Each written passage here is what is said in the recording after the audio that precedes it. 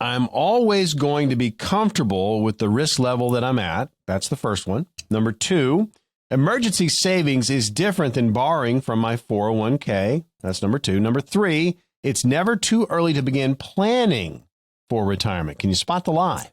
Yeah, the one that was, I'm always going to be comfortable with the risk level I'm at.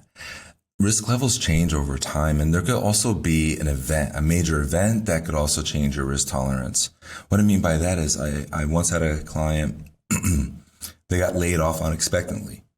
We had the conversation and we needed to adjust their risk profile because what if they couldn't go back to work? Right. They were in their early 60s. Mm-hmm.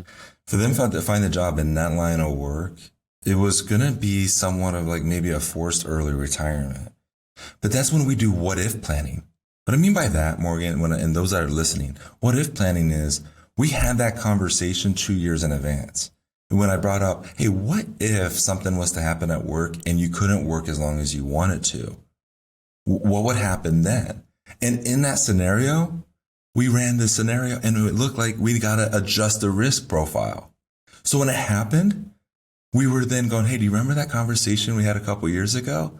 This is when we actually execute and lower the risk profile. Mm-hmm. And you could go back to work, but you don't need to because we countered this in plan B. Think about what that did. They gave a peace of mind and confidence because we didn't have to react to that. There was some reaction just because it happened, but we put that in the what if scenario so that when it did happen, it wasn't the first time we had the conversation. Tell you folks, the what if scenario conversation is one that a lot of people don't have. If you're in the planning process, you are definitely going to have that type of conversation. We're having a little fun with 2 truths and a lie, but we're bringing up some very important points when it comes to retirement planning. So this next one, very, very important. We'll see if Jason Noble can spot the lie. Here it is when it refers to, obviously, retirement planning. Diversification and asset allocation are essentially the same thing. That's number 1. Number 2, I should update my retirement plan periodically. That's number 2. Number 3, retirement planning has both emotional and financial components. Can you spot the lie, Jason? Yeah, the one that talked about diversification and asset allocation are the same thing.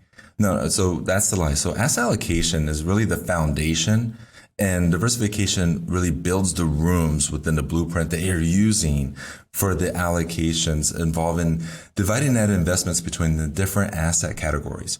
What I mean by asset categories, I'm talking about stocks, bonds, cash, and alternatives. Diversification includes spreading your assets both among within the different asset classes.